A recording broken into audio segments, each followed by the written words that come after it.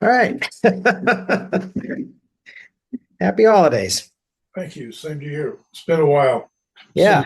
we've seen you on the screen, except for your Substack. Yeah. My little videos. Yeah, I may actually even go back to YouTube. I don't know what I'm doing. I'm reconsidering my whole media strategy. Well, I was considering responding to your last post about leaving Substack, and my comment to you, which I won't do in writing, but I'll have the opportunity now to make, is Mhm. don't keep switching. I mean, you had a presence on YouTube and then you basically took it off. I don't know if you eliminated all the recordings, but there are people who would have saved your recordings and might want to go back to them. So every time you switch and take something off, you're losing future potential followers who followed you in the past. Right. Yeah. No, I think that's a good point. And I do think yeah, I think that I had sort of bought into kind of the hype of what Substack purported to be and sort of the dream of this thing. I'm not thinking I'm going to leave it. I'm just thinking that I'm going to kind of try to be more realistic about my expectations for it. Well, and you can shift where you put your effort. All I'm saying is don't delete stuff that you've already done. Yeah. Yeah. It, particularly in the case of Substack, it doesn't cost you anything to leave it there, Right. Right. And nor actually, nor does YouTube, I think. yeah, no, YouTube doesn't either. Right. And on the other hand, Vimeo does actually cost me money to have stuff on it. So hey, Mark. It looks like Mark's up north and cozy. I am. Excellent. Yes. Cool. What does it they Cool. cost you money? Yeah, Vimeo does cost me some money. So I'll reconsider that. And I don't think that, I mean, unless it's kind of weird because, there's the sort of the ownership thing. It's almost in a way the same sort of thing as the ownership of the database.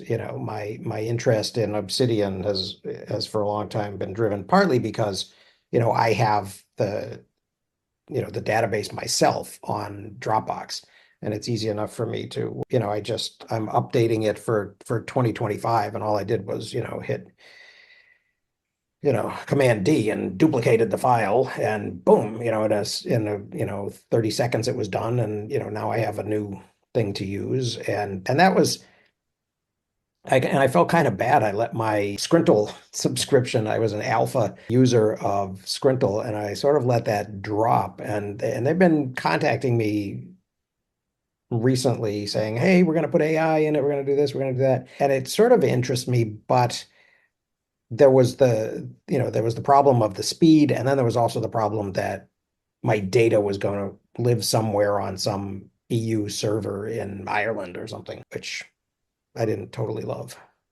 So yeah, I am sort of rethinking the idea of what I am kind of valuing. So, and what I think has value. And I think that, the idea, hey Chris, I think the idea that, Omnivore is a particular recent example of how all your stuff can disappear. Go away. yeah, Yeah, yeah, and so the only thing I say is, yeah, Obsidian is good because it's local, but make mhm, sure you back it up. yeah. I had a recent case with the brain where suddenly 2 years of notes disappeared. Oh no. You still don't know why, Wow. but fortunately, I have backed up on Acronis Web, so I was able to go and get an old backup and restore it. Hmm. But, so even I've never had that experience before with the brain, but it's wise to always have your own backup someplace. Absolutely. Yeah. Yeah.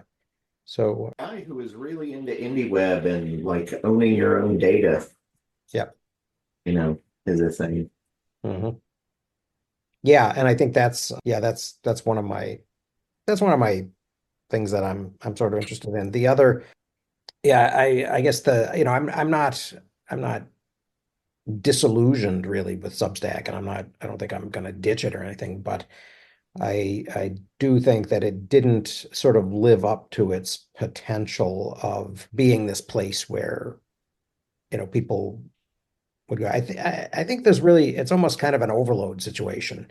It's this very big front end, kind of this fire hose of stuff that takes some, that it's a lot of work just for me, at least, kind of just getting through the feed. And I never really get to the point where, and it doesn't seem to lend itself, it doesn't seem the app, the interface itself doesn't seem to be that interested in, kind of the deep dives into, connected ideas that people have been working on over long periods of time. That doesn't really seem to be. Yeah, but aside, like you said, I, listened to your previous or one of your, well, not YouTube, one of your videos. Mhm. The, aside from a blog, I'm not sure any present commercial opportunity with revenue. Yeah, yeah. No, I think that. Seems to encourage that. Everything is like it's kind of like some of the other things that have the what's the I'm blocking on it. Not Facebook, Instagram, Hmm. where you have the thing at the top, where and the kids, my kids anyway, they're 50, one of them's 50 years old, but it's that thing up there where it's intended to go away. Well, everything in many of these other sites seem to operate pretty much that way. They just kind of disappear into the mist of time or whatever that Mhm. expression is. Yeah. And The you problem, like, yeah, go ahead. Like you said in your previous video, you can kind of find them, but it's not really designed to keep things alive or to allow connections. I don't think. Yeah. Yeah. my problem with Substack is I can't use yesterday's version to wrap fish in, and it's There you go. There you go. Yeah, actually, Walter Kern thinks he's addressing that problem with his new newspaper that he's got going. It's supposed to be America's newspaper, but I'm Oh, not sure. Yeah, it's. I uh, mean, and that almost seems, kind of oddly anachronistic. Like Scott Shepherd's, newsletter that he wanted to mail out. That would look, would use a typewriter like, font and stuff, and kind of hark back to those days when, people used to pay good money for, weekly newsletters with, stock tips or whatever. But yeah, I mean, I think the things that seem to be doing well on Substack are, obviously things like Letters from an American, the Free Press, they've got a whole, stable of people who are posting things. And so their front page, has a bunch of different kind of bylines and, and subsections and things like that. I think Matt Taibbi's doing well. But again, all of that's, kind of news. I mean, even what Heather does is all about, day by day, kind of reaction to the news. And, and then the other people who seem to have been doing well have been doing things that are kind of serialized, right? Hallbrooks yeah. or, people like that who are doing reading, reading clubs, book reading or some type of how-to thing that, there's a ton of, of become a better Substack writer, become a Medium writer or whatever. And those are, those are a sequence of, kind of lessons and sets of tools and tips and things. But, Well, it's so interesting. Why are the there seems to be two business models: the all you can eat for a given price, which is medium, and the we will organize all these folks and you can subscribe to whomever you want. Mhm. And it seems to be either or. I don't know why it has to be that way. Although somewhere in Medium, I thought I saw either as an extension or something like that, where there was some kind of connection to Substack, and I was trying to figure out. Well, I didn't play with it, but Mhm. Yeah. there was some kind of interconnection, and I'm not sure why that would be there. You wouldn't Well, think they would try to purposely encourage the competition, but I'm pretty sure there is some kind of link like that. Yeah, And I get the sense, and and people who do both, like on Substack, there's this Christina God, who I think is in Scandinavia or someplace. At least she has a Scandinavian accent in her YouTube videos, and she's on a variety of different places. But she was making sort of a big deal about a kind of a big production of the idea that you do one type of writing on Substack yeah, and it's more bloggy, and then you yeah, do, kind of longer form, more put together stuff on Medium. So it was almost that, I mean, initially, what I remember about early Substack was it was this idea, that people like Heather and people like, other historians like Jill Lepore and folks like that you know, we're gonna put together a series of essays that ultimately would become a kind of the bones of a book. And I think mhm, that, that with some kind of significant attention and editing, that can work. I think if you don't put enough energy and attention into it, it can result in something that's not, in my opinion, really super great. I don't love things that purport to be monographs that even turn, even when they're academic, turn out to just yeah, be a series of, lightly polished articles that had appeared in journals and that mhm, sort of thing. Even classics like really like Alfred Crosby's The Columbian Exchange really was like four articles that he had previously written that he kind of mhm. kludged together. And that is Yeah, less, that's less than optimal. and the Pickwick Papers, you take a bunch of stories and you put them together in a book, and suddenly, like, hey, it's a bestseller. Well, it's one Whatever. thing if you know that it's going in that direction. I mean, then you can be a little bit more deliberate.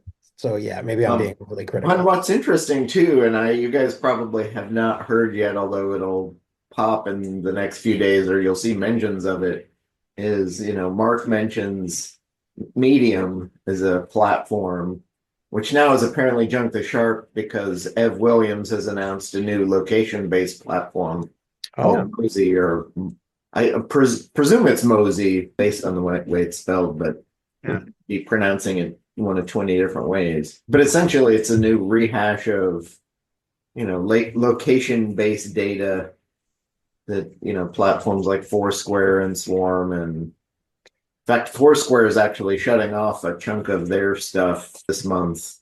well, that strikes me as like a technological capability desperately searching for an application. Yeah. We can do it, so let's figure out a way to Yeah. Or claim that or it's or valuable. it's for all of his friends that he met at Davos, and they want to get back together when they reconvene at, Sun Valley, Mhm. Yeah, and hey, your friend is nearby. Don't you remember when you had that great time? And right. you Jet know, Set. It's a Jet Set meetup app. something like that. Well, it's essentially it's a for private groups. You're all in an area. Hey, let's get together. And Swarm will do that. In fact, I had it happen last week. I went to a little mini conference where I knew I was going to see people Hmm. that I wanted to see, and of course I check in and it says, "Oh, your friends, you know, Joe and Jeff and Sarah are all nearby." And I'm like, yeah, I'm sitting in the same room with them, like within 3 feet. Like, yeah, I know that. Like, Yes, thank you for you know, catching up, but technology. it so rarely happens that like a friend comes down from like San Francisco and happens to be around, and I get a ping. Hmm. Oh yeah, let's go have coffee if you're like, 10 Yeah, blocks away or something. That would be useful, but you right, know, people have right. tried that before and thrown it away because there's just not enough scale to make money off of it. Well, and that seems like the thing. It's like it's a great trick for the one or two times, a year that it's gonna be useful. But what it really does is it in a way it just kind of illustrates how much you're being surveilled. Yeah. yeah, Yeah. Well, I Like, wish I had this kind of surveillance on the index cards in my box so that, hey, this card is near this card. yeah, Make a link. right, right. Well, that's what your AI agent is gonna do in the next version, right? Yeah. Oh no, Which it's I'm gonna which be I'm which I'm not looking forward to. yeah. Yeah. Yeah, it's although who knows, maybe artificial general intelligence will be so much smarter than us that it will say, "Hey, dummy, this and this go together, and you didn't notice yet, so get on it." In which case, at which point, the question is, will it be valuable anymore to even have that insight? Yeah. Well, it's the attention generators, and that's where Substack's making its money is on clicks. Yeah, And it doesn't care if it's your clicks or Joe Lapore's clicks. right, right. Well, and I think that is a kind of a fuzzy area, at least to me, that sort of that whole, well, what is your actual business model? And and where are you actually earning your money? And so where are your priorities and your commitments? Yeah, it's I'm thinking, I've also been thinking more along the lines of, while it's all well and good to, to imagine that, that people are gonna just give you $50 or $60 a year, but $50, they set the minimum at $50. And, and that you're going to do something to earn that. I always feel kind of guilty. You Well, know? your analysis that is, think of it as three Kindle books. That was always my Mhm. perspective, Yeah. because three Kindle books. How many different authors could I kind of follow, and then could I read that much stuff? Mhm. Yeah. Yeah. Well, and the, and the I guess that, there's some type of, sort of novelty aspect, of being sort of in the room when something is first Yeah. discovered.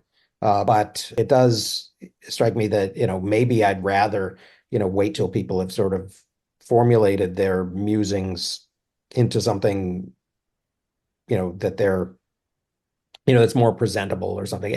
And I guess in a way, there's an element of gatekeeping involved in that whole thing. But nowadays, it's so easy to self-publish that I don't really even think that that's as much of the case as it might have been, right? Where you Part of it say, though is what percentage of the population likes to read what kind of stuff at what price. mhm, I yeah, mean, how many, all this stuff about, I continue to follow the who can read and who can't, and should mhm, we be taught by phonics or whatever. And some of the stuff I think is, now a reaction to the phonics stuff is starting to talk about, well, reading and do parents read, and all the data on what proportion of the people have actually read a book in the last year, yeah, and how that translates into what kids see around right, them and what they're yeah. Well, exposed to, and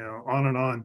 and I where they get those books. Right, yeah, I right, was I've been sort of, I went out to, to visit my folks, and that was fun. And, we talked a lot about, kind of what's going on in the world, but also about, things that I've been reading, things that, my mom has been reading, things my dad has been reading. And it turns out that they've got this new app or service or whatever store that they use called BookBub, which, yeah.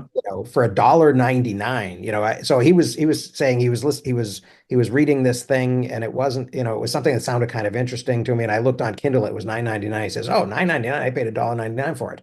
So he just like, gets the daily feed, and and picks Right. the nonfiction books that kind of jump out at him, and then reads them, and reads like half a dozen books at a time and all that. And so there's so much available. Right. And yeah, so it struck me, and the other thing actually that I noticed was that, I just turned back on, and the reason that I did it was because I've had, whatever it is that you get for $22 with WordPress. You get like a couple of years of a domain, No, right? And I finally got a notice saying, "Hey, this makinghistory.blog is going to go away you don't pay for. on the 14th if you don't pay, if you don't, kick in your $22 again." And so I did. And then I thought, well, because I thought maybe I'll just have, I'll do that as well, have another place, because I had actually bought, went back to my old ways, and I bought a domain, and I was gonna, build my own website and blog and all of that. And obviously This semester I Well, have not. I haven't had a that minute. made sense though when you had, the full-time teaching job, Yeah. and your writing could be a support of and an offshoot of Yeah. your Well, now, full-time yeah, vocation. and the funny thing is, yeah, now it's actually more than full time, but it's much less, it's much less secure. So Well, it's I was going to ask you now. I mean, you're getting into when the folks administrator types start looking for their hires next year. for tenure track actual professor jobs, that window is actually already closing. That's what I thought. They usually, yeah, it's usually late, late summer, early fall that all of the things go out on, higher ed, inside higher I, ed, and places I like kind that. of thought your semi remorse or whatever it was about not finishing off your tenure thing was interesting. Yeah, Well, I'm not sure. it was Not weird. I sure mean, if you want to share any more about that, but Well, that the whole before we go notion down of I should have got it. before we go down that rabbit hole, Yeah. Okay. I want to ask Dan what he thinks of his life as a digital sharecropper and how that's been and going. I will. Um, Okay, I will but answer. I will no, answer both those but because I to be think they're serious, related. in the last 2 weeks, I have seen two or three different articles about colleges and universities going bankrupt and disappearing. Hmm. I have seen a couple articles about adjunct or part-time faculty Cut. coming together and unionizing at a few Yeah. places. Boston University, I think, has like shut down a lot of its humanities Hmm. incoming applications, in part because my assumption is the root cause is unionization of those workers, student Well, workers, and probably also grad students. Yeah. and grad students. Yeah. And then I also, as part of that heap, so obviously higher ed is in huge trouble. But then I also saw Dan's little notice, about more crazy brewing at his old university, more cutbacks. And you got to wonder where is it going to end? Well, Yeah. it doesn't end even just with higher ed. I mean, in Minneapolis and St. Paul, partly because of the strike. I mean, this is my not so charitable interpretation. The class sizes are getting 40 and up Mhm. because I went to a the little happy budgets. hour of the Yeah. MCF, the Minnesota State Faculty College Faculty Union, and that was like the big issue that they were talking about Right. while we were drinking beer was course caps. Yeah. Yeah. And so, yeah. So I think, yeah, I mean, one thing that relates to that, last night I went out to see my friend, I went out to see History That Doesn't Suck, a live performance. This guy, Greg, I think his last name is Jackson or something like that. And he's a professor. He's a PhD historian. Apparently had, I don't know. I'm going to look into his background and probably write a blog post about it. But apparently he was an academic. He was a professor, tenure track or tenured at a legit university. And he started putting little podcasty stuff up on YouTube and stuff. And it grew into, and he did it, I think, bi-weekly, I want to say. And it has really turned into something. And so he did a one-man show. He had a couple of musicians on the stage with him, but at the Cedar Cultural Center, he did this one-man show for like 100 minutes. He went from colonial America to the end of the Civil War. And the theme sort of was sort of this really kind of what he based it on was the thing that Benjamin Franklin says as they're negotiating finally on, and he's urging all of the delegates at the Constitutional Convention to vote for it. And he says, there are many things about this that I don't like, but I'm putting those aside, and I can't think of the exact quote, but the paraphrase is that he's putting aside his qualms with it, and also and the way that he's justifying that is by saying, I'm not constant. and there are things that I object to now that maybe in the future I won't object to. And also I'm going to sort of step away from my feeling of moral certitude and certainty about whether, some of these things are right and wrong. And then he goes on to say, everybody came to these things with their own regional concerns and even personal self-interest and blah, blah, blah. But, for all of those imperfections, it's the most, perfect thing of all the, it's like what Churchill said about, it's the worst system except for all the rest. And so thus, everybody should vote for it. So that was kind of his, bringing that to the present political situation kind of moment. So it was really, I thought it was cool. And I thought, good for this guy. He has created a thing for himself where I'm sure he's doing much better running around the country doing these one-man shows and running a very successful YouTube channel. And he had done, I don't know, I can't imagine you can do both. So he must have kind of given up the academic thing or been encouraged somehow by budgets to give it up. The adjuncting, I think, is interesting. Yeah, so the period, and I didn't actually apply for any tenure or tenure track jobs for next year because I have a fairly solid expectation that I will be working at the colleges, at not only St. Paul. I'm doing a sabbatical replacement right now for an American historian. She's coming back, but she's also, when she comes back, going to. You just published something, Chris. My computer tells me. Well, you're following that closely. It just popped up. It's doing its job for me. Oh, it must have been on that thing on zettelkasten.de. Is that what it was? Your name came up in a conversation there. But in any case. Okay, that's something else. All right, maybe. Yeah. So I yeah, thought you were talking about this thing. I'll drop it in the. Oh, there it is. Okay, cool. Thanks. I thought you were talking about that because Well, that's what popped up. I wasn't sure it said your name, and I didn't get a chance to kind of read all the details. We were already privy to it, the moment I had the thought. All right. Cool. So I think, she's coming back and she's going to take back a lot of her classes, but she's also going to become honors coordinator, right? So they're going to give her like a 6-credit release for that. And so I'll get, so she'll offload one of her courses to me. And then they've got an adjunct who teaches the world history surveys, both of them, early and modern. And he has moved to like North Carolina or something. So they're thinking, we don't know if we really want him to never be able to teach in person. So they're thinking of shifting those over to me. And then the other college in Western Minnesota is thinking that they've got some stuff with me too. Yeah, it really is cozy. I sort of miss. I better throw another log in the fire here. I'll be right back. All right, yeah, because it's dying down a little. Yeah, thank you. It's like that Harry Potter screensaver. They've turned it into. Well, there's the old log that used to be on the public television stations, and is now a YouTube channel that just does that.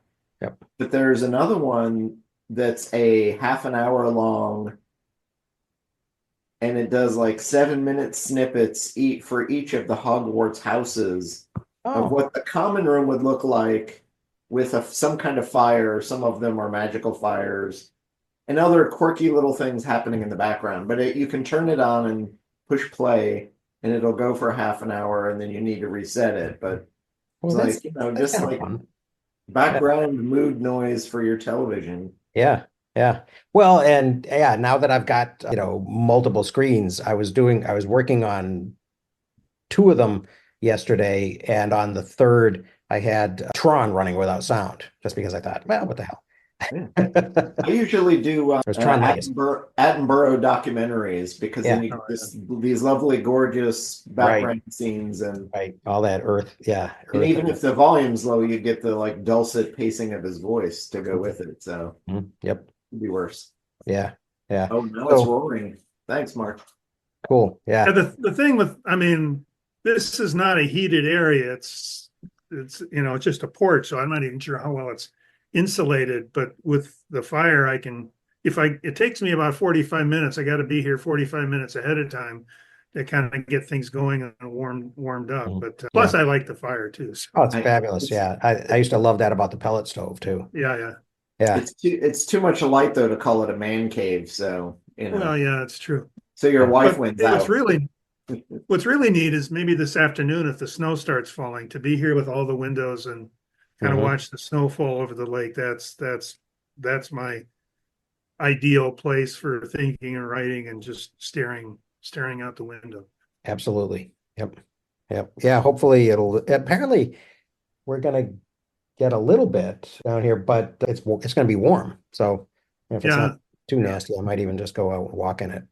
Yeah. But yeah, but yeah. the digital sharecropping thing and the higher ed crisis thing, I mean, I feel although it's not, I mean, it's all contingent, right? So there's no job security at all, but No, there is also a lot of work.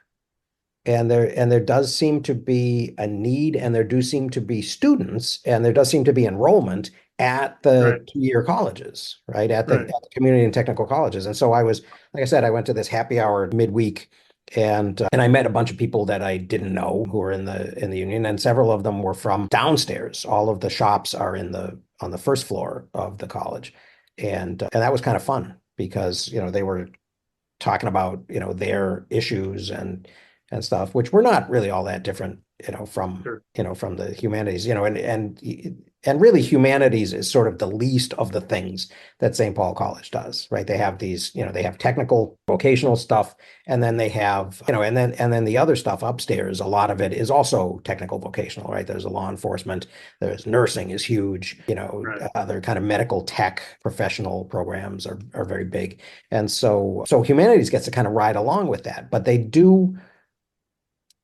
have it's still in their heads that there should be a little bit of humanities, right? And and I Well, can't. how much of it, or what proportion of the students?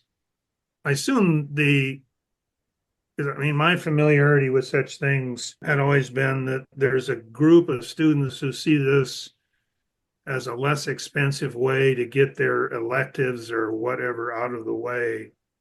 And maybe the calculus is easier at that location, and then now they're going to transfer Absolutely, yeah. to somewhere else. Right. And there's a transfer pathway within the system that you can go Okay, yeah, to a 4-year school, right? And so a lot of them, and many of them, probably 2/3 plus of the people in my survey I courses like that. were PSEO, right? So that's post-secondary education option for those Yeah, of you who are okay, in Minnesota. And that means that there's high school students, and the state pays for their tuition and their books and everything.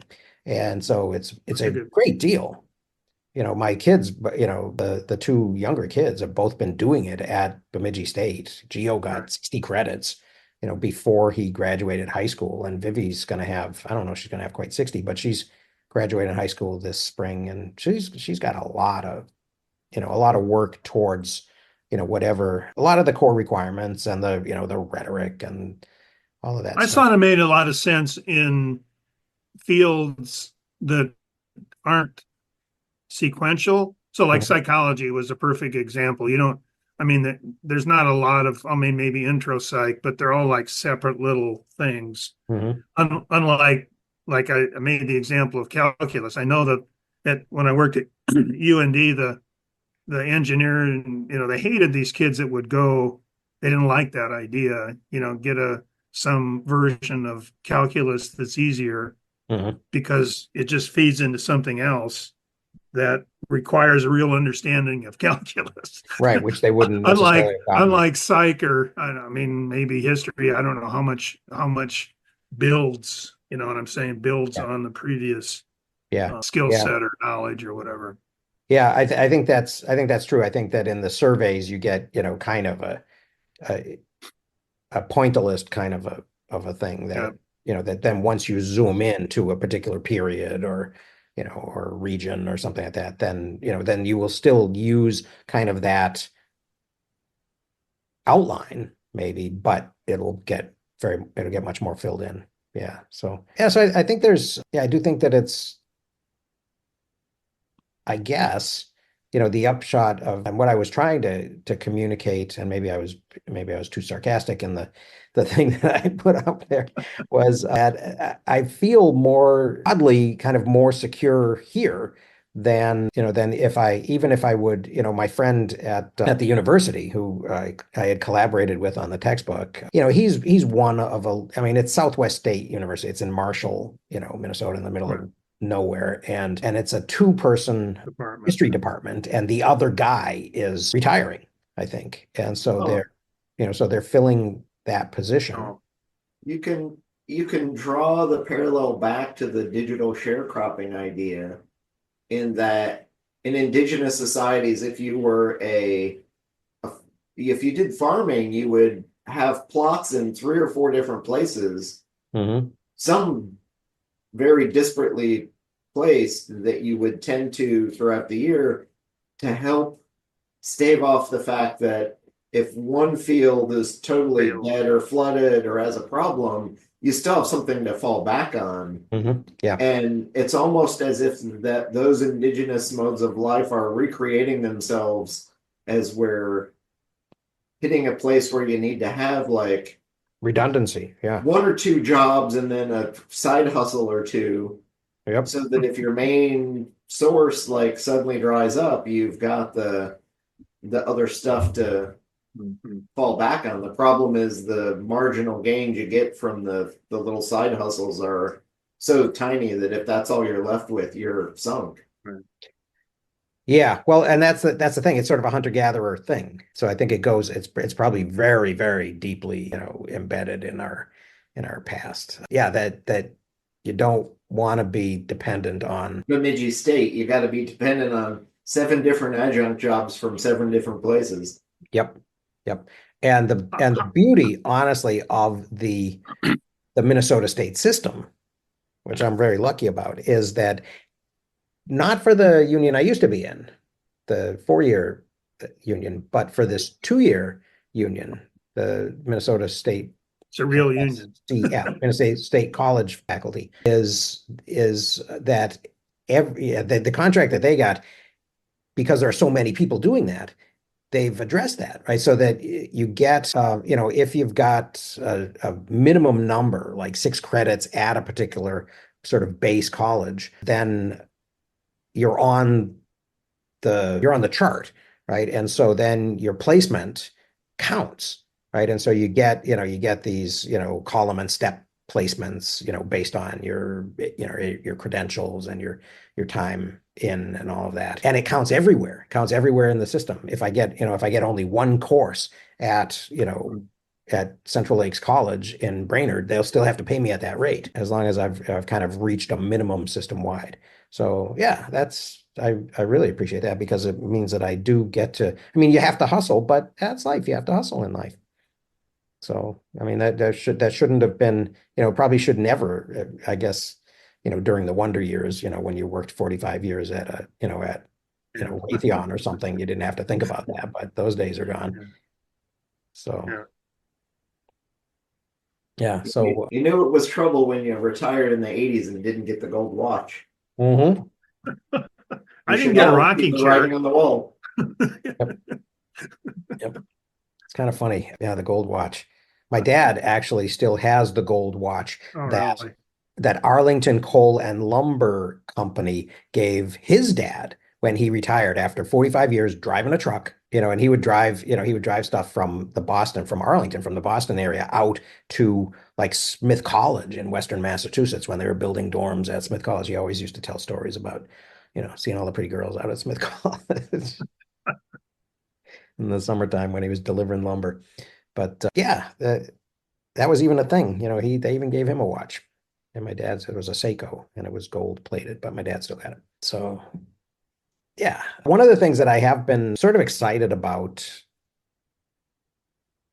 in this semester, I guess, was that, a bunch of new stuff kind of popped up on my radar and I got to use it in these variety of courses. And one of the things that really popped up was that new Graeber book. Hmm. And so although it's only on the, kind of the new releases section of the book recommendations thing, and I think it's only got 4 votes now because I voted for it. I've listened to it a couple of times now, and I do really actually want to go through it and, and spend some time sort of exploding the ideas out, and kind of dealing with them because I think he develops. I mean, these are the articles and essays that sort of, developed into things like the indigenous critique and, the pirate thing in Madagascar and all of that. So I would certainly be in favor of looking at that one.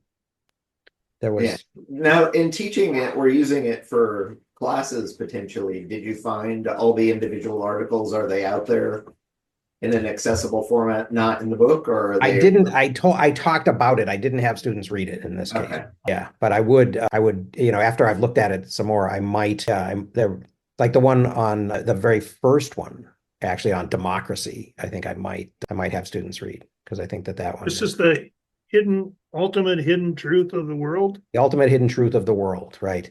And it comes from, and the rest of that statement that apparently comes from something that he wrote in one of these Oh, articles. And the rest of the statement is that the ultimate hidden truth of the world is that we make it and we make it and that we could as easily make it differently.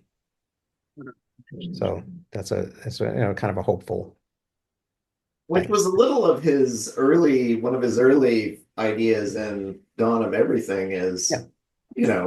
we actively make choices Right.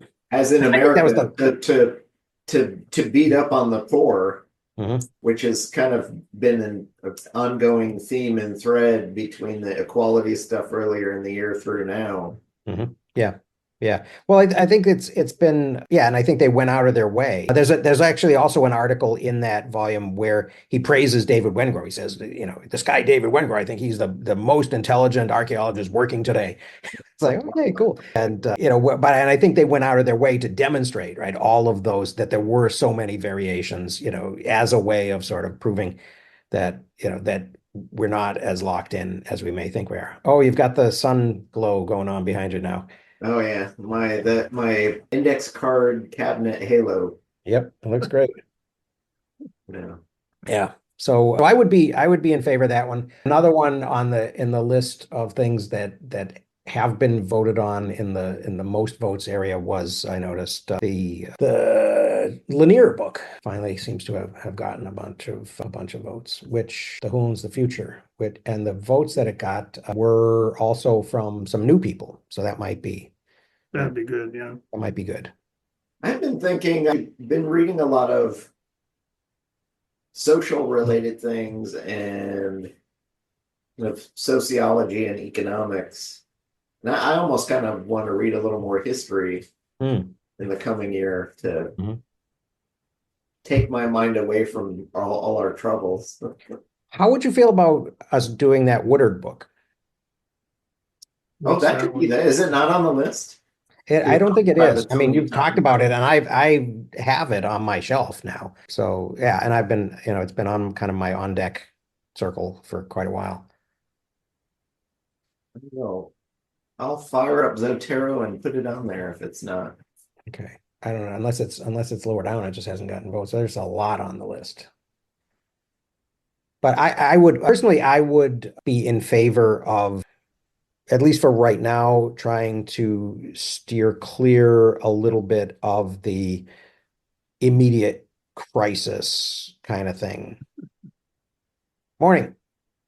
Of because there were some in the Dawn's Early Light, Taking Back Washington kind of thing with a forward by J.D. Vance. Looks interesting, but maybe too much in the moment.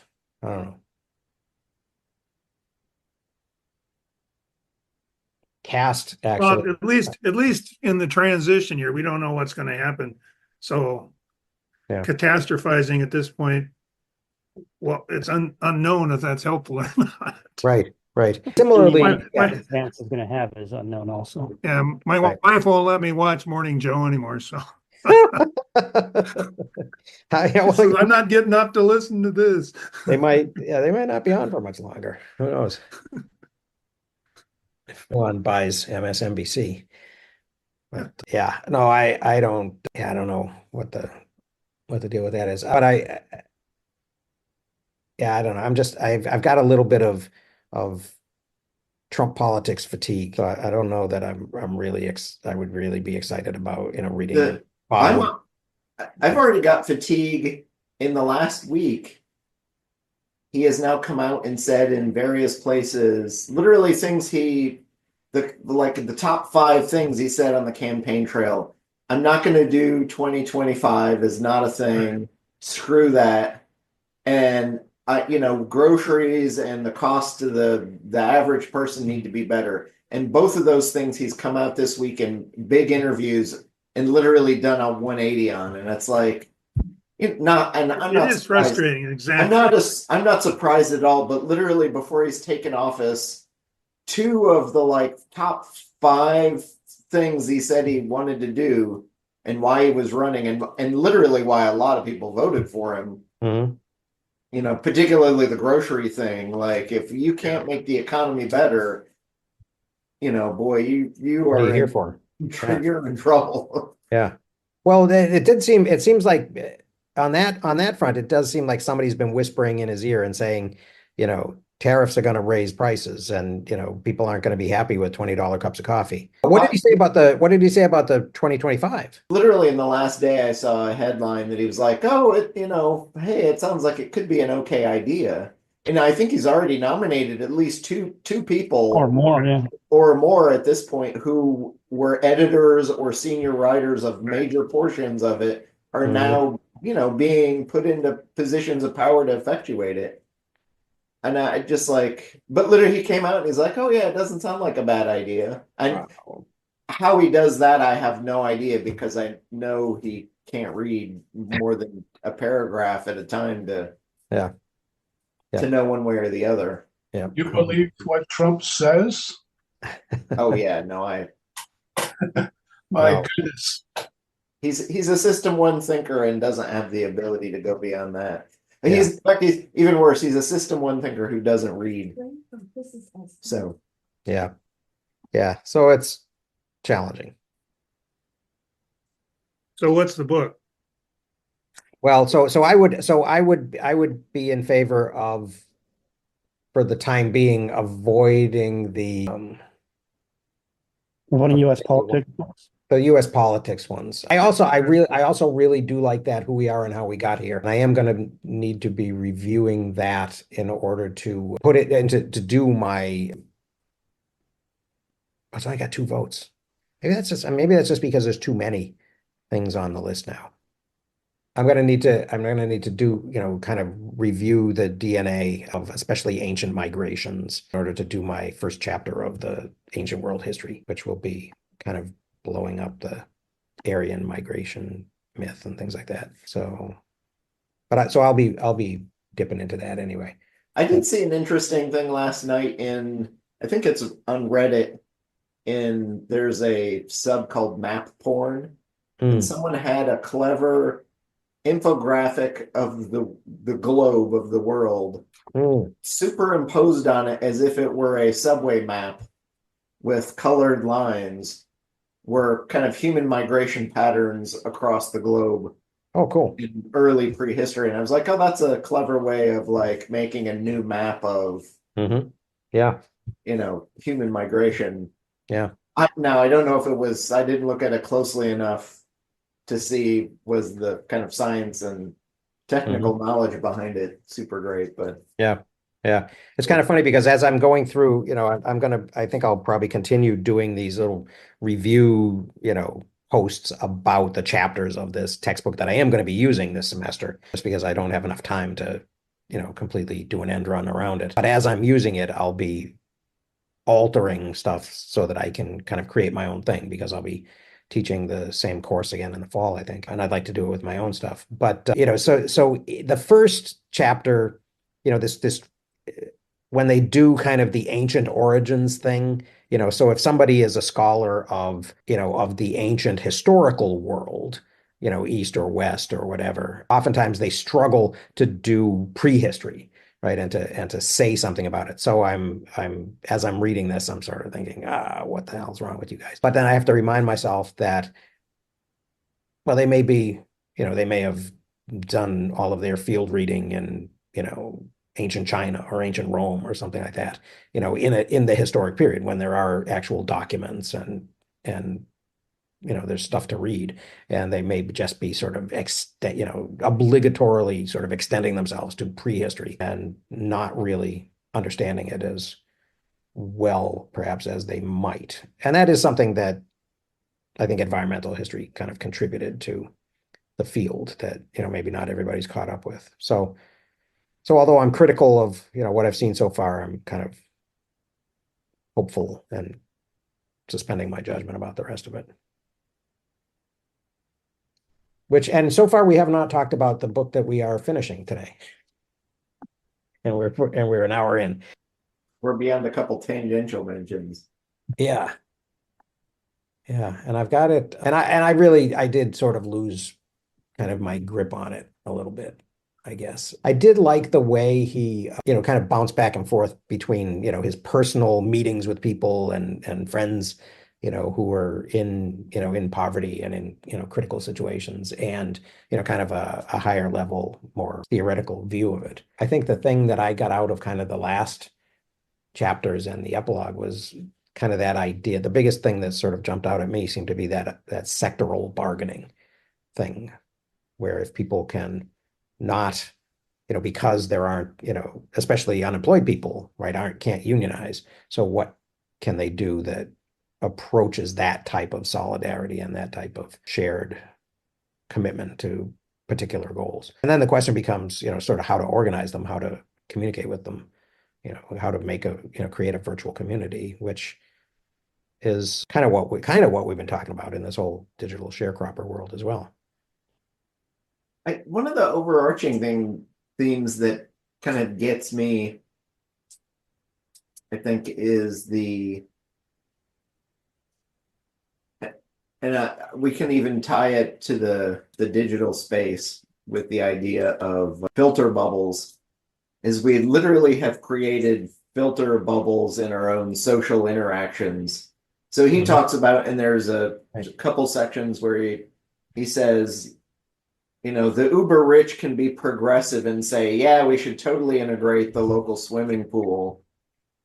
And it's because they have their own private swimming pool, so it doesn't affect them. They don't have to worry about it. Yep. But because you have that social bubble of not having to worry about the black and brown people swimming or being in your space, then yeah, you can afford to say, and it is underlined heavily for me while we're looking at high schools in the Pasadena, California area, which is the second in the nation to face busing, or first, actually. I think it happened the same week.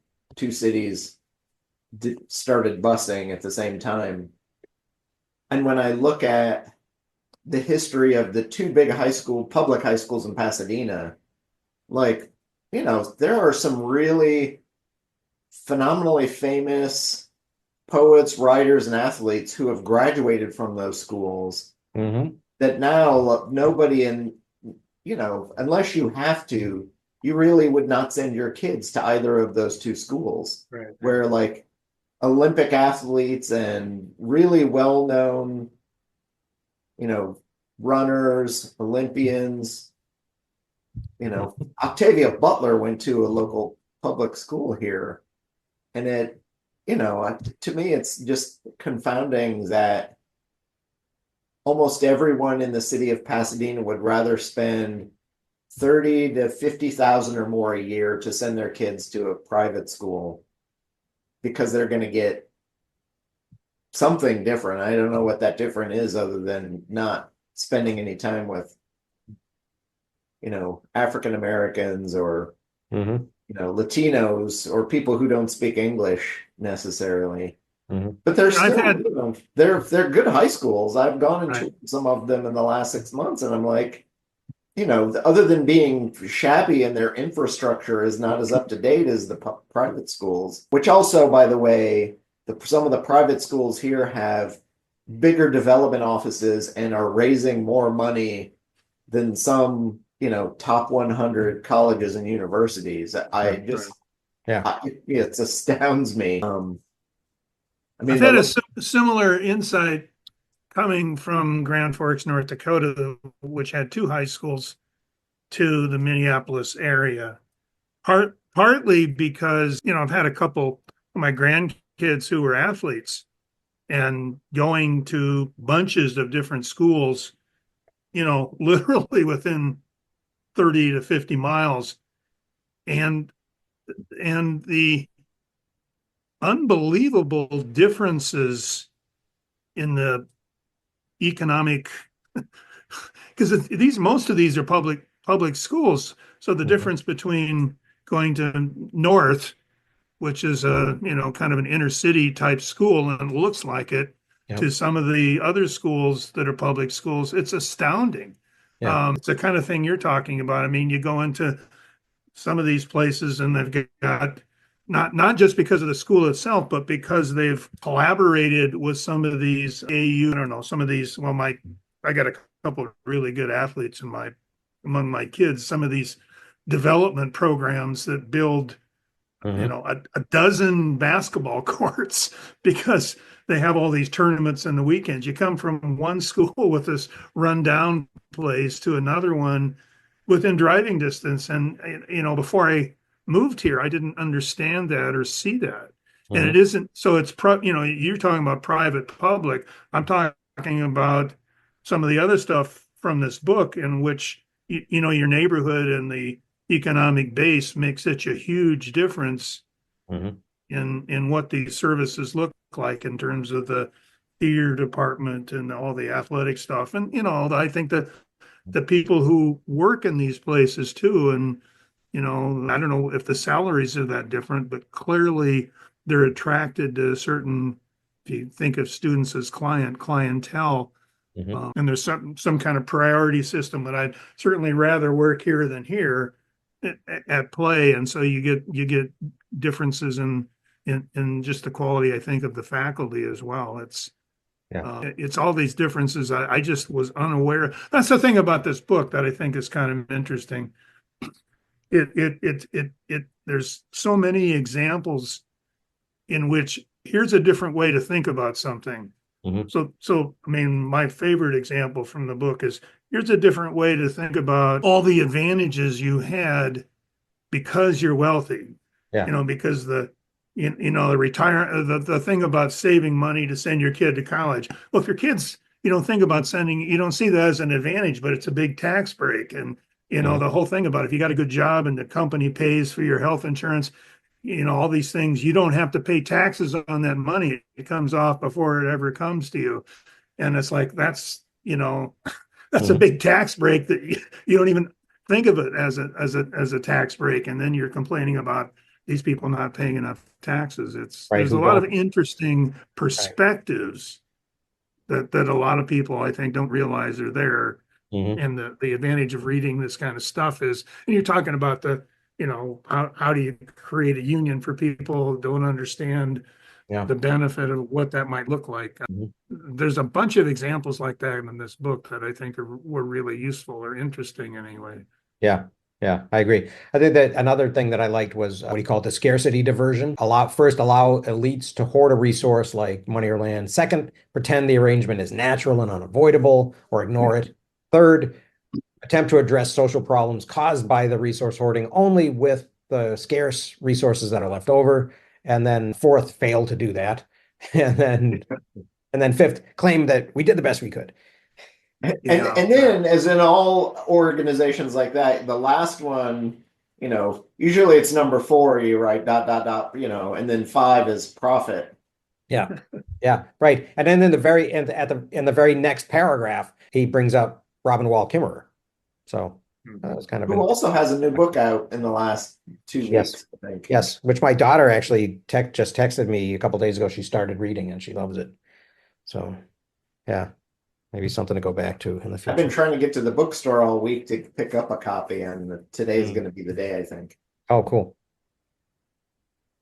Yeah, I might go to Half Price Books here in St. Paul and get rid of some books because I brought some more books, got a new shelf, rearranged my stuff, and some things have to go. So yeah, and maybe I'll look for that one. That'll probably be on the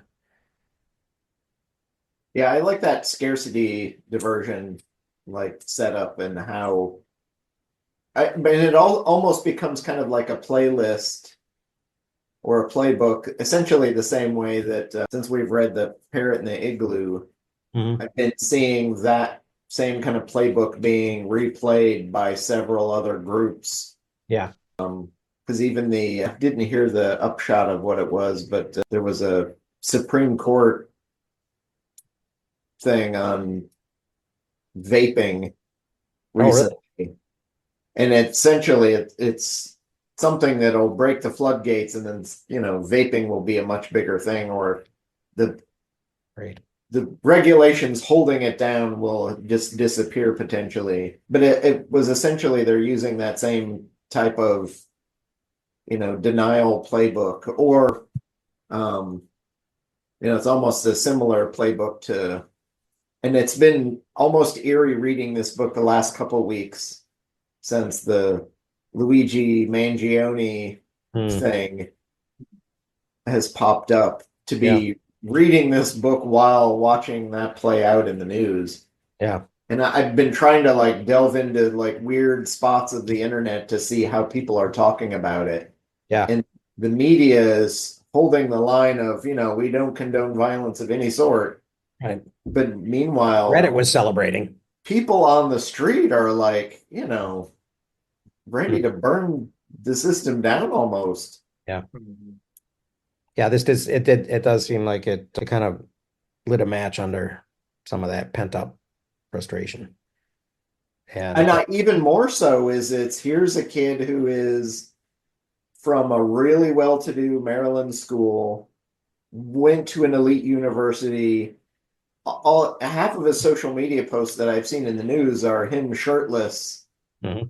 because he's traveling the world or doing all the fun things that everybody wants to do. Right. And if you're going to do them, you should be shirtless while you're, at the game or Absolutely. out in Yep. Hawaii. If you got a six pack, you might as well show it off.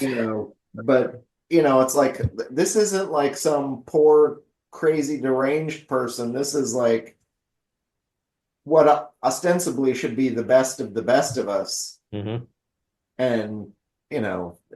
that makes a horribly huge statement for what's going on and how it plays out. And now, because he wasn't shot and ostensibly won't kill himself in prison, where he's going to get better health care than he probably would have on the outside Hmm. and for free,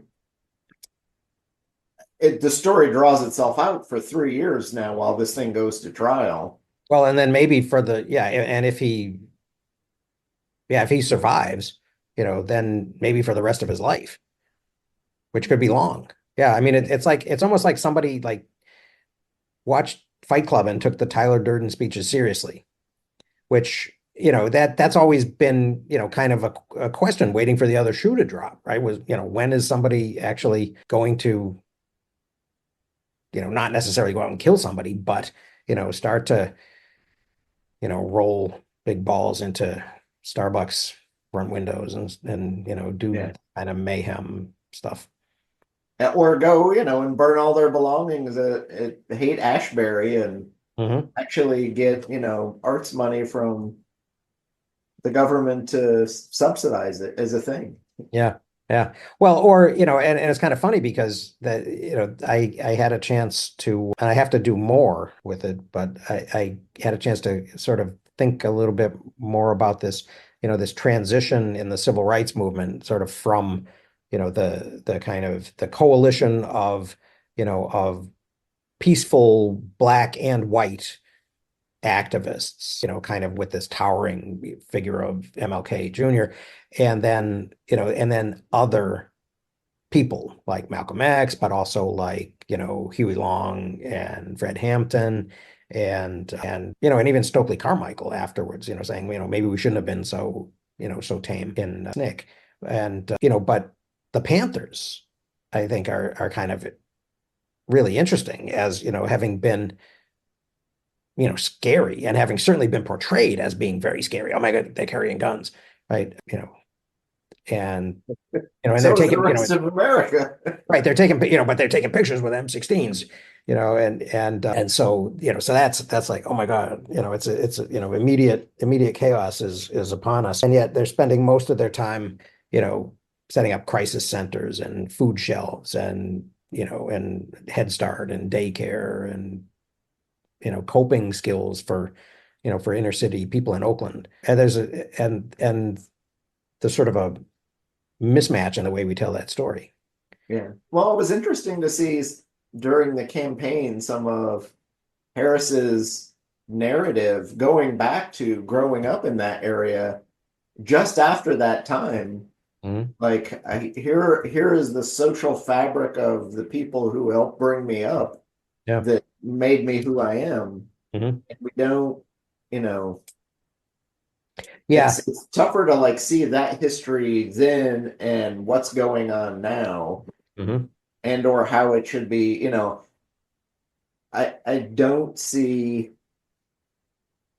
other than this book from 10 years ago from I think 2010 that's now the delay deny Mhm. book Right. that's like number one on Amazon this week because of the Oh, snap. shooting. Yep.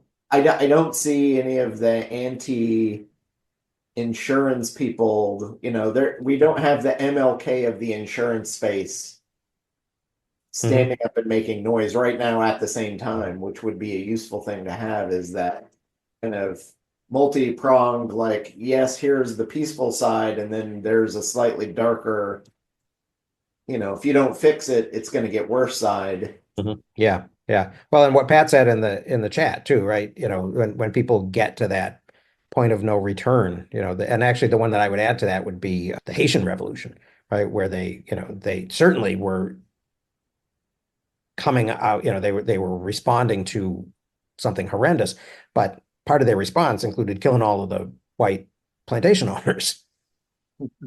So, uh, And the insurance thing is denial of whatever is a little new to me. It seemed that, that the Obama insurance movement talked about just having insurance mhm. versus what insurance actually accomplished. I would position that as the Obama insurance compromise, but Yeah, yeah. yeah, which was a compromise. I agree, Right, and also maybe was imagined as a first step. I mean, it was right, I something that could be suppose. got through, but yeah, but there's still, I mean, how frustrating is it to have insurance and then, And it won't and cover then to stuff. be denied, to have Right. claims denied and have them slow walk to the point where you couldn't And get through because you're, and yes, tying it back to to our book, right? To have employee paid insurance yeah, or employer paid as opposed to ACA individual insurance, right? I think that even that would be, you know, it's less of a cost to me to have insurance because of my employer. mhm. Right. And Well, you I touched on just that saw that an tax art benefit or life benefit. Sorry, Chris. I just saw an article too, somebody saying it was an opinion piece in one of the big mainstream newspapers that having employers pay it, the employers are really not spending the time or effort to make sure they're getting the best rates and the lowest prices. So it's really hurting the American worker who's not Hmm. getting as much for their insurance money. It's one of those things like it's very similar I think in education there's a mismatch. Students aren't going out and picking their own textbooks for the things they're Yeah. learning or the subjects. It's Right, the professor. right, So all the marketing is done to the professoriate who gets totally. to choose what book you're going to use, which really decides to some extent what you're going to learn. And Mhm. and the accusations where you probably didn't even read the book, you know. Well, Yeah, but the bigger issue is from an economic standpoint is Right. You don't care about the cost. Yeah. there's a layer between you and the choice, Yeah. mhm. which means you don't the cost does not come down. So I can easily go out and find half a dozen $200, $300 calculus textbooks, since we were talking about calculus earlier. Yeah. But I can also go out and find some really excellent calculus books that are $20, $30, Yeah. or even free. Yep. And if I'm a student and I have the choice to Yeah. pick my own, the cost of textbooks would plummet precipitously. Yep. If suddenly every professor said, you know what? Your first assignment is to go out and find your own textbook. Mhm. Here's a list of 20 or 30 just to get you started, so you can like kind of narrow it down. But if you're a biology student, there are calculus textbooks designed for biology curricula. If you're an engineer, in fact, you can go out, and if you're an electrical engineer, you can find calculus textbooks geared specifically toward that tiny niche. Yeah. Or if you're a physics major, there are books written for calculus for physics majors. Right. So go do that and pick that thing that's going to help you out in the long term. Right. And get the one that's 3 or 4 editions old that doesn't have the gender inclusive naming that they went back and edited in so they could jack the price up again. It's like getting the generic off-brand. But the math problems are the same. Oh, while we're on it, Gorsat from 100 years ago is a really phenomenal calculus textbook. Yep. And you can buy it for pennies on the dollar now. In fact, actually, it's so far out of copyright, you could download a free copy for nothing. And why are you paying $300 for that textbook? Right. Right. Well, actually, we do the same thing in insurance, though, which is the point is Right. when you go to the hospital, you're not choosing the doctor you're seeing at the hospital.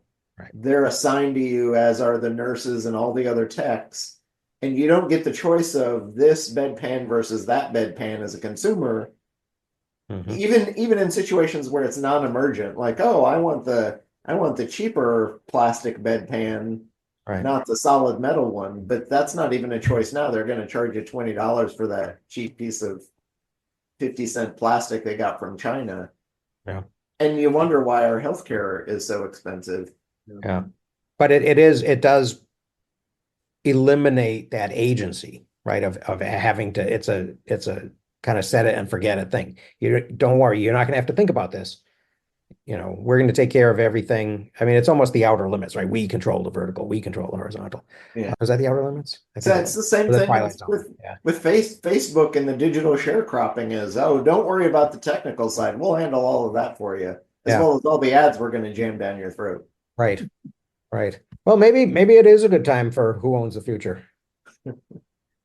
That seems to be arguing for that. That got 1, 2, 3, 4, 5 votes and a couple of new people in addition to us.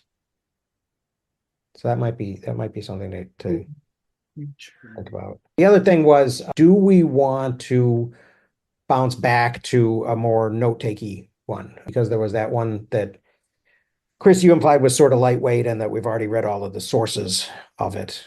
Well, I've read all the sources. I don't know if everyone else has, but there was some good stuff in there. Yeah, I'm reading it right now. It's interesting. Somebody put in what is the title there? That's Notebook, I assume. Yeah. Or the Notebook. The Notebook by Roland Allen. Notebook. Yeah, which if you Google just the Notebook, you're going to find a lot of romance novels. So be careful. And that one's also the other book that I was wondering that had some interest when we had all the folks a book ago was Nexus. I think a lot of people are interested in. Yep, it does seem like it was in the 3-vote list, part of the list, but it's gotten a couple more votes since then. Yeah, and I just downloaded a copy of that. Yeah, so. I pretty much finished. It's good. Yeah. Is it worth time? Well, yeah. I mean. Well, because you finished it. Yeah. Okay, fine. One of the things I found interesting about this particular book too was every couple of pages I was shocked at some statistic he put out, and I found myself more delving into the footnotes and then going and reading the original journal articles or specific things. Was this the Notebook or the? No, for this book. Desmond's book. For Desmond's book. Yeah. I agree. Yep.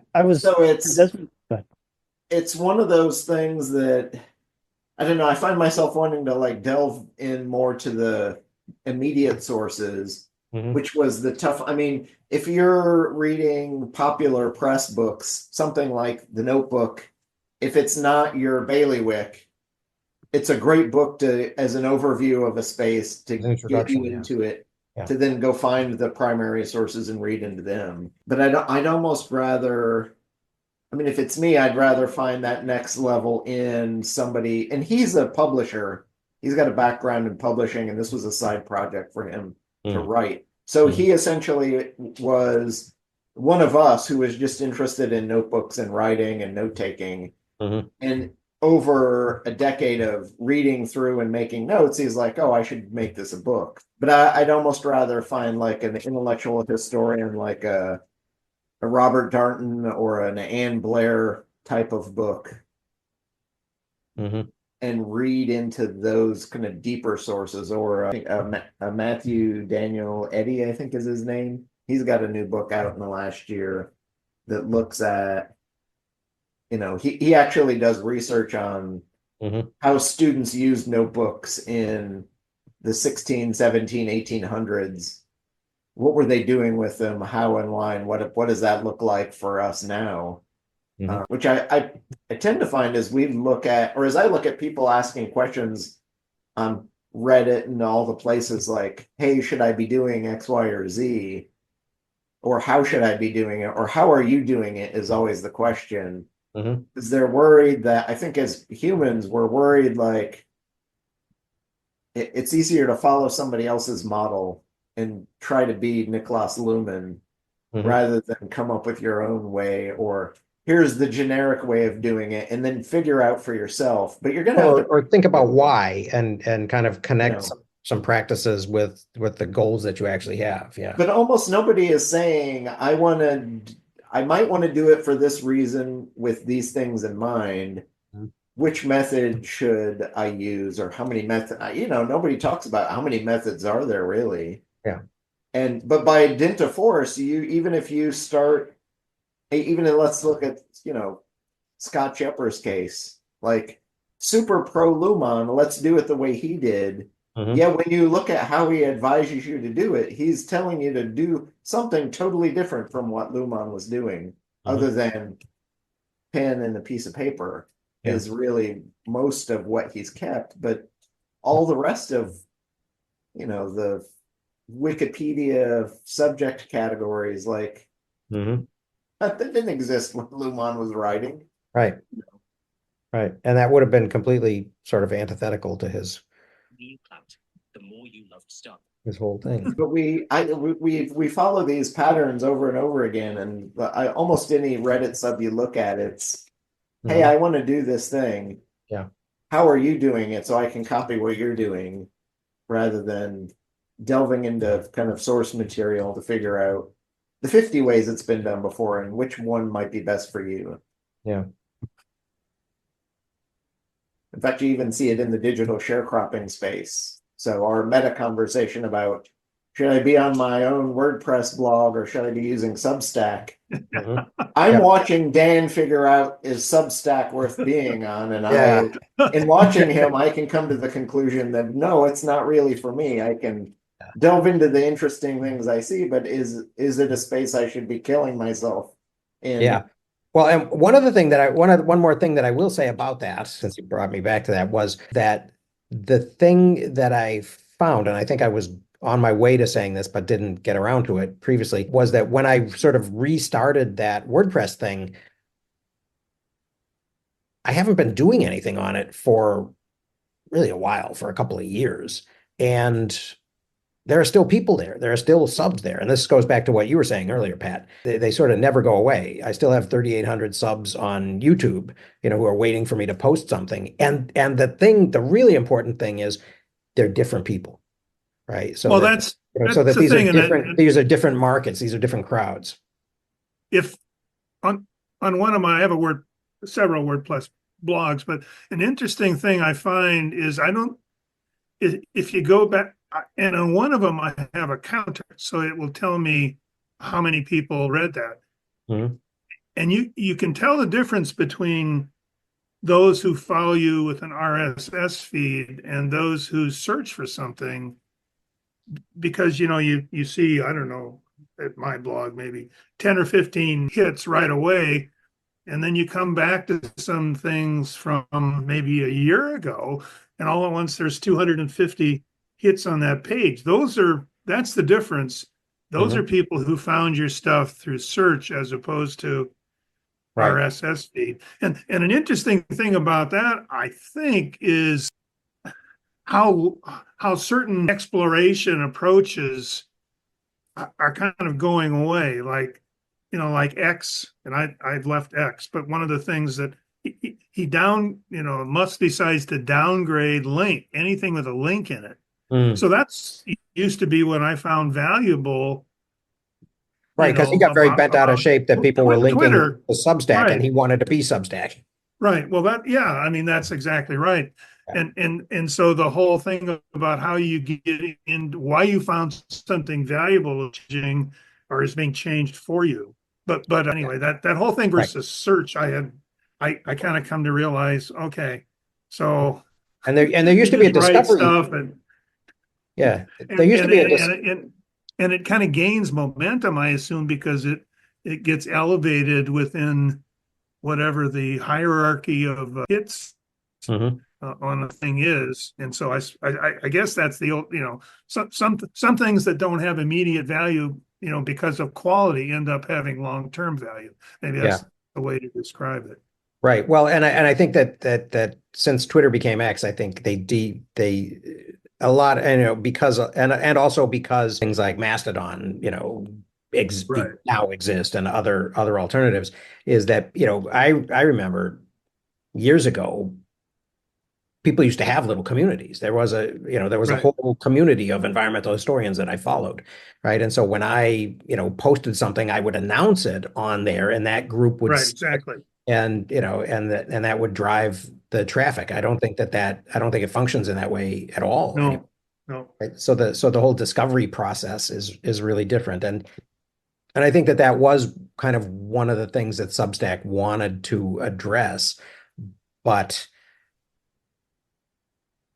I don't know, in the process became a little too much like Yeah, maybe. Instagram or Twitter. So yeah. So it sounds to me like are we choosing at this point, are we actually choosing between, we've sort of put the notebook aside as being a little too light. Are we choosing between Harari and Lanier? I've well, I've tried to get through the audio versions of Harari. Is a interesting guy to I don't know. I find him, I don't know, annoyingly something, and I can't Annoyingly exactly put my pinkeresque, finger. but not as Yeah, there's pinkeresque something as about, Pinker. yeah, exactly. So I've had enough. Well, again, I've read or listened to Nexus, so I would go the other way. Yeah, I've listened to part of it. I've actually fallen asleep to part of it, so some of it I didn't hear. That's exactly. I had the thing in my ear while I like, for some reason that sometimes podcasts and audiobooks just like, bam, if I want a nap, I just listen to something and it's all over. Or the other suggestion you made earlier too, that I think is a good one, is the Graeber piece. And Oh yes, moving into now our third anniversary of of the dawn of everything. doing this, like, Oh, that might be a third. Yeah, we could call it a third anniversary thing, and do the ultimate truth of the world. That would excite me. I would look forward to those conversations. So say that again about where you think there would be a broader audience. Which of those books? You said you thought some other Probably, people who don't. It's probably, interesting. Every time you do a note-taking kind of thing, all at once people come out of the woodwork, which yes. is fun. I Yep. mean, I agree. Yep. And a Uh, bunch of those but actually, I don't yeah, know and what it seems it seems to. I've looked around. I can't find it. I mean, maybe that's one I haven't looked at, but I've kind of exhausted, I think, what are the, I don't know, insightful or, the Mhm. major PKM, Yeah, PKM type resources. yeah, I think so It's too. like, okay, when oh, something great comes out that rivals, smart, smart notes or whatever. Mhm. Let's go there. But I keep waiting for something that rises to that level, and I haven't found it. Right, right. I agree. So, I agree. Well, maybe the ultimate truth of everything. And yeah. that might get, that might get a couple of people back. I know that, Tracy on Substack wanted to do a Dawn of Everything reading thing with me, the way we had done that story thinking thing. Mhm. And I got way too busy. And I don't know that she actually has started reading it because I think she's been sort of reevaluating her approach, especially to Substack as well. But yeah, that might, there might be some people who were, and I haven't done as good a job as I might, I guess, announcing that there's going to be a new reading group starting with a new book. And, so I could go back to that mailing list that I had made off of the Dawn of Everything and see if, maybe we'll rope a couple more, people in, or even some people, like Stan Dunn from Rensselaer or whatever. I think he was interested in some of that stuff too. Yeah. So shall we do that? Are we all good with the ultimate truth of the world? You're speaking to the choir. We're all going to show up regardless of what you Yeah, choose. that's the thing. I All think. right. All Pick right. the one I guess that's that's going to kind get of the my other point. people We're in the going to door. show up whatever. It'd All be right. nice to have another 3 or 4 people. Fair Will enough. will that bring in Tim and his time zone issues? I think it will. I think so. Yeah, I'll ask him. I'll reach out to him. Yeah. And speaking of that, I have not a time zone, but a timing issue. Next week is the solstice, and that is what we used to have as the traditional family holiday. So I'm going back to Bemidji for that. So I will not be able to meet next week, but I will be able to start this new book on the 28th. And then, yeah, and then should we try to meet every week, or should we try to meet every other week?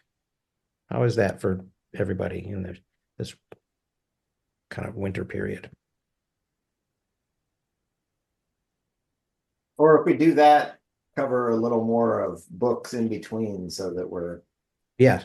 Yeah, exactly. kind of keeping the same pace. Yep. Um, Yeah, I think there are eight. I think there are, God, what are there? 18 essays in, but they aren't all big. So I think we could, take a couple at a time. And I think as I recall, there are sections in that book. So we could do it section by section. Look. The Ultimate Hidden Truth. Table of contents. Hello. There are 5 parts. Against Economics is the first part. Oh, that's not the first part. The first part is All by Itself, There Never Was a West. So that's the proto Dawn of Everything art thing. And that is about 50 pages long. And then part 2 is Against Economics.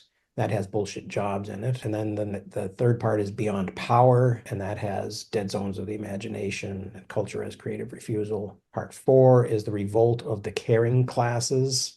And that's shorter ones. That's a very short one called Are You an Anarchist, which I liked. And then part 5 is What's the Point If We Can't Have Fun? And that's a couple of articles that he wrote with Nina Dubrovsky, his wife, about art and museums and things.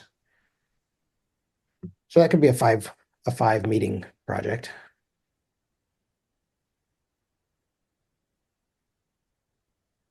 Good. Okay. So we'll start on the 28th, and then should we try every 2 weeks? 28th, 11th, 25th, February 1st, and February 15th. Or actually, you know what? Maybe we should play it by ear. Let's try 28th and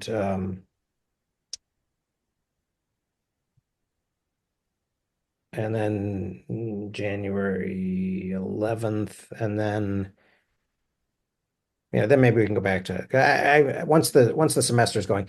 I'm partially hedging because I'm thinking about my travel up north schedule, and when I go to Bemidji, it makes it more difficult for me to meet just because of the limited amount of time I have to be up there, and want to spend a little bit of time with the kids before I jump in the car and come back.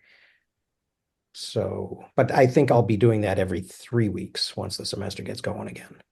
So maybe my every other week thing is only going to happen during this break, which ends. Well, we should build it around your schedule, Dan. Okay.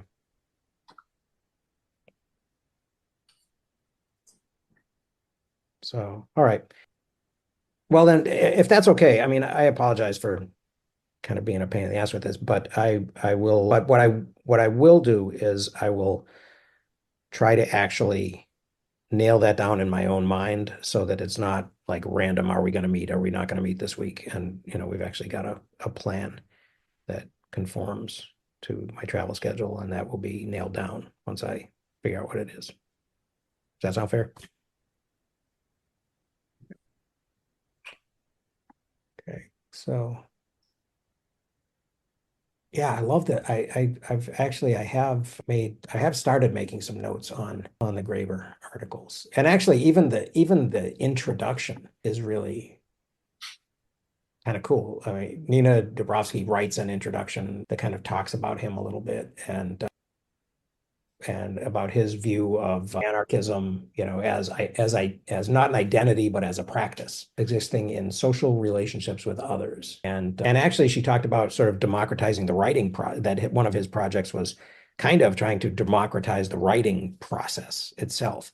And so where that would have led had he lived would have been kind of interesting to see. But I think it sounds, based on what I was reading, that the implication is that she's going to try to I mean, she's created this sort of David Graeber Institute that seems to have some scholars who are sort of making their way through his, voluminous stuff that he has left behind, and trying to figure out what's there, and what it means and what it needs to and hopefully they'll do more than just sort of figure out what can be polished up into a commercially publishable book, because I think that would just be that would be interesting, but it would only be the tip of the iceberg. Yeah. And that's one of the things that, that I maybe didn't say earlier when I was thinking about that idea of blogging or podcasting, or having a Substack and then sort of publishing. It made some kind of logic. It made some kind of sense. There was a logic to it when there was a huge gap, and there was a chasm between sort of, I think a lot of people went on Substack originally sort of hoping to attract the attention of agents and editors. Yeah. Well, a lot of the big people on Substack brought massive audience with them to the Yes. boat. Yeah. And Oh, all the totally. rest were creators who were trying to ride the wave of everybody's moving to this new platform, so I need to move there too to keep the older audience. Mhm. And nobody thinks and worries about, you rebuild, and that's the tough part about the sharecropping, is you got to rebuild your audience every time you move somewhere new. Mhm. And invariably the first people who are there are the most recommended, and they're there because they're there. Mhm. So you tend to get more people following you because you're one of the first. And then Right. that, founders effect becomes a bigger thing, Mhm. that you just keep that audience, but you Right. gotta be flogging it regularly to get the benefit.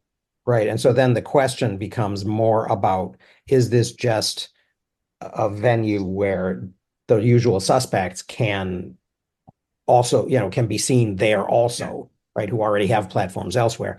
Or is it actually going to create an opportunity for someone to kind of build a platform for themselves who wouldn't otherwise have had that opportunity, which, was kind of what blogging did originally in the day, in the early 2000s. Well, that's something you could consider too, is presumably if you decide you're going to leave Substack, you should be able to download the email addresses of all the people who were Mhm. getting your newsletter, Right. and you should be able to plug those into any one of the 20 Right. newsletter plugins on your WordPress site, so that Right. they all stay subscribed to the same stuff. It's originating from somewhere else. Coming from a different platform. Yeah. Yeah. I don't think I will. I don't, anticipate actually leaving Substack. I think what I'm thinking I'm doing is really just sort of reformulating my expectations for it and the type of thing that I think I want to post on it. So I think that'll be the extent of it. So what did Chris just do was it in the community? No, it wasn't in the community forum.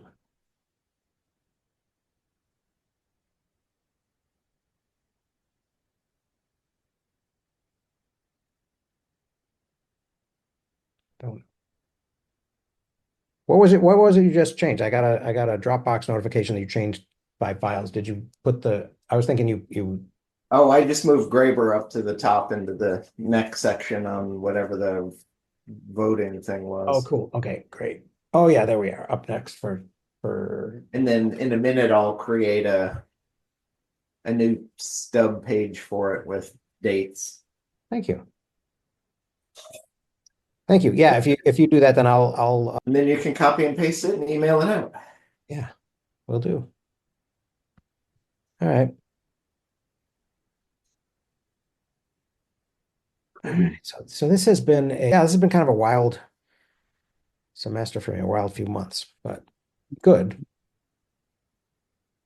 And I think and I'm feeling good about kind of hunkering down. I have 3 weeks of break in which to sort of write a ancient world history course.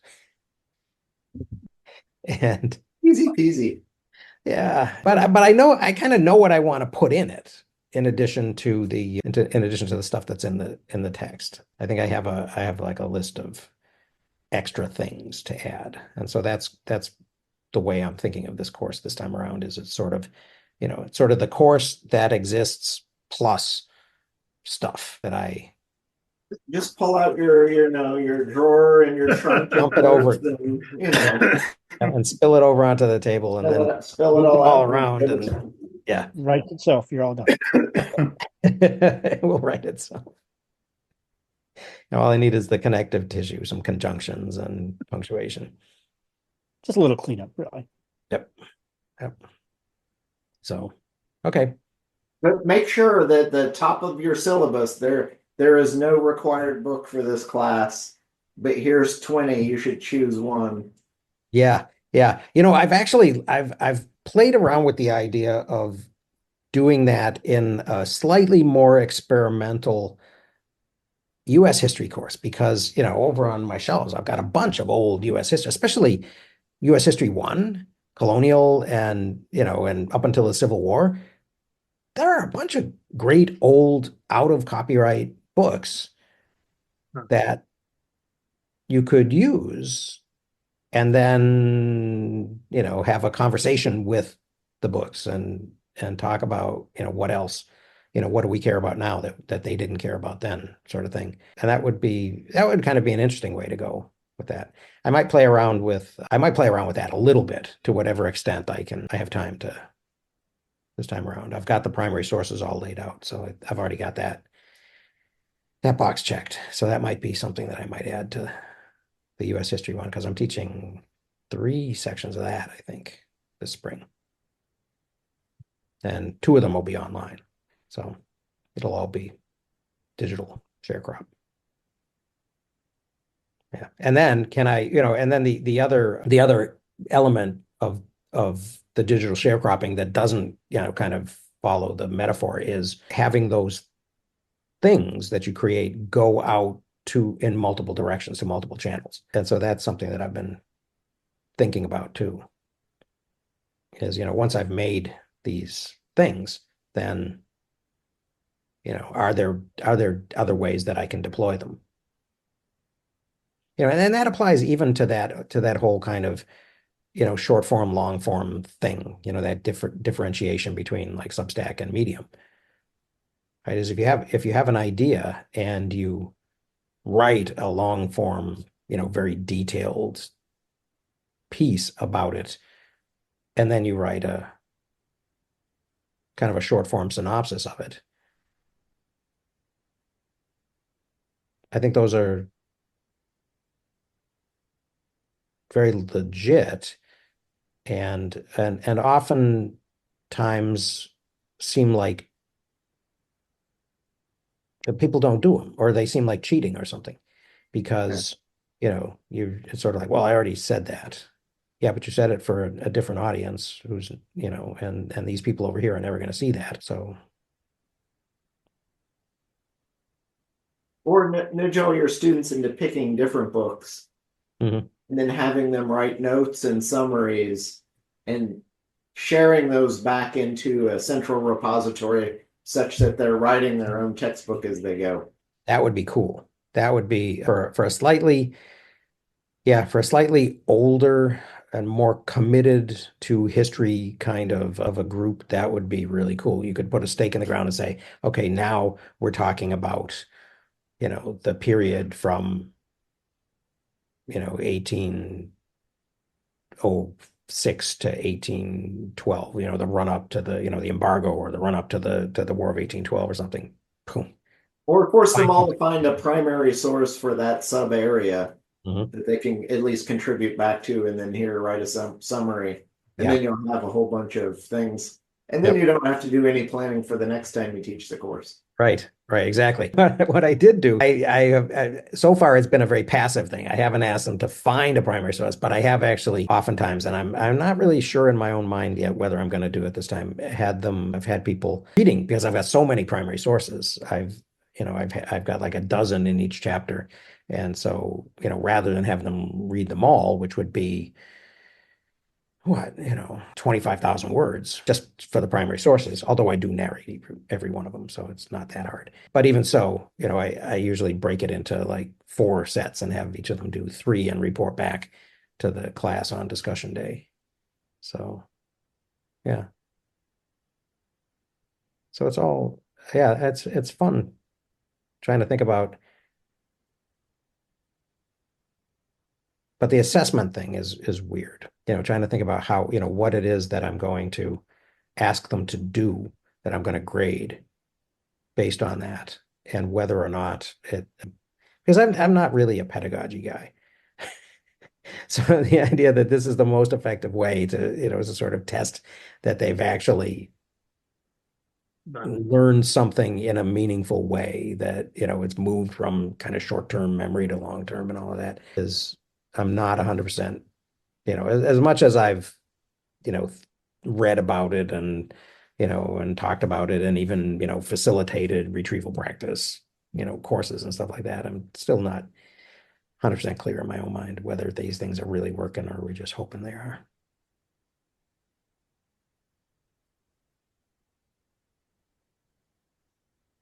So, so what else? What else we got?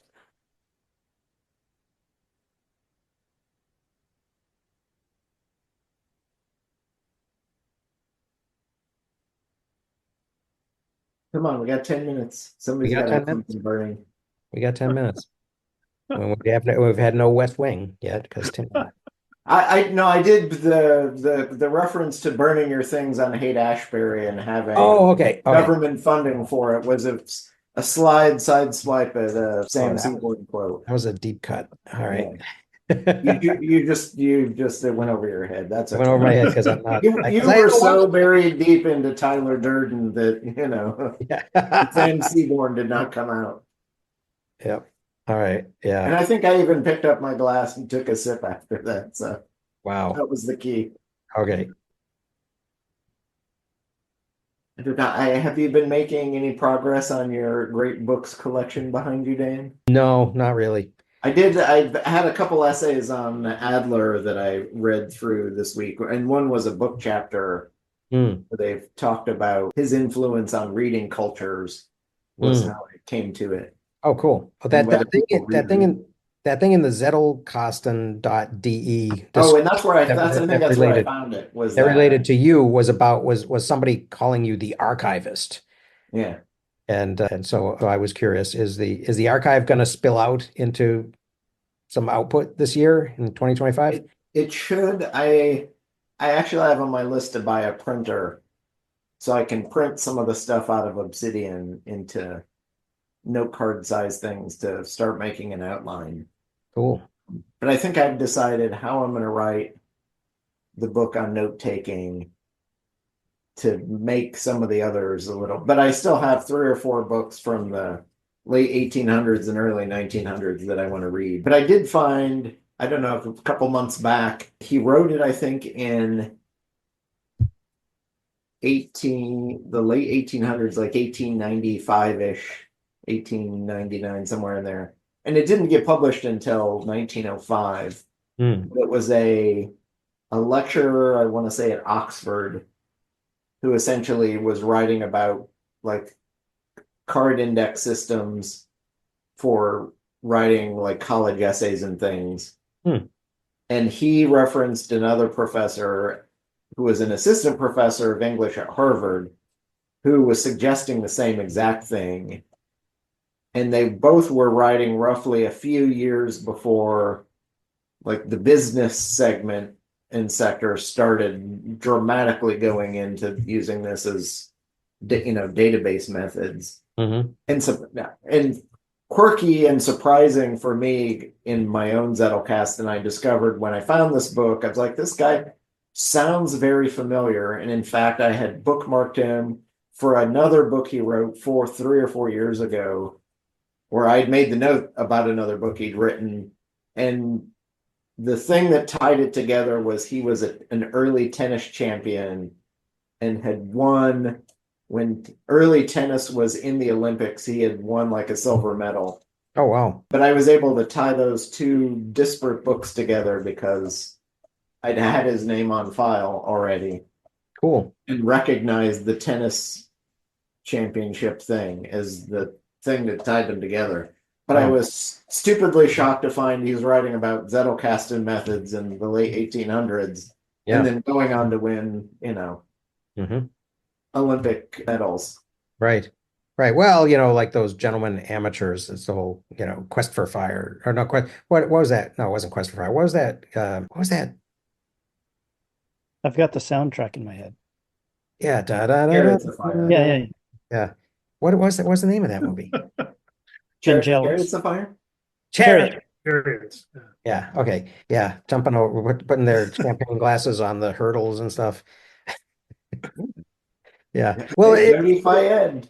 yeah, it'll be really interesting to see if, especially if you're going to look at how the type of, commonplace book or note-making system that people had influenced the form or the content choices of output as well.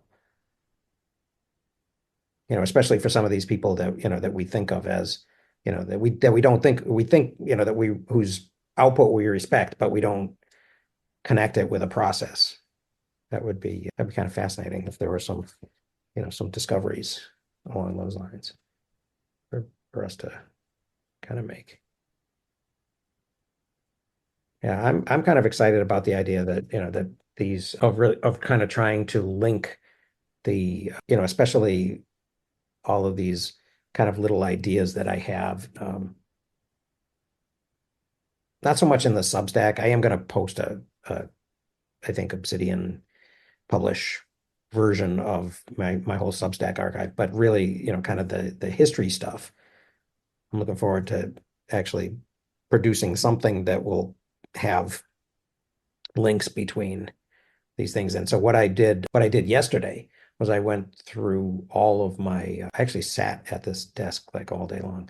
And I went through all of my sort of little review articles that I had written as a grad student on kind of all of the field reading, all of the obligatory books. And I have posted, a lot of those to Substack. And I don't know that that was the venue for doing it. Because when I used to have them on a website of my own, they would get read a lot. And I would assume by, other grad students who had the same reading list. And, we're kind of cheating by reading my review. But in any case, I thought, I would post them again, but then I would actually, I went in and I actually, kind of made the empty node, double bracket links in Obsidian. And now I have to go through and kind of fill those nodes. And then I think it'll be interesting because then I think that's the moment when I'll start to see that, okay, this is the number of places that that the reference to, Frederick Jackson Turner's, speech or whatever will show up in. And that, once they're all actually connected to, a hub, then maybe that makes it more useful. So that's what I'll be playing with. Dan, have you looked at the Strange New Worlds plugin? Mm-mm. So that takes it in your double brackets and indicates how many other pages those are linked to. Oh, So it cool. might be useful in finding back and forth. What is it? All right, I'll look at that. Yeah, I hadn't heard of it. Yeah, can you say that again? I didn't catch it. Strange New Worlds? Like Star Trek. Yeah. Let me Huh. just see if I've... Cool. Cool. That might be fun. Yeah, I've been falling way behind on, on all the new stuff. This is an older, it's TFT Hackers, the guy Oh, who okay. put it out. Yep. Been out for a while. He just keeps tweaking it. So it Right. seems pretty stable, reliable. Cool. Yep. TFT Hacker followed me. We followed each other somewhere. Probably on YouTube. So it's probably part of that group of people that I should reconnect with, Pat. Mm.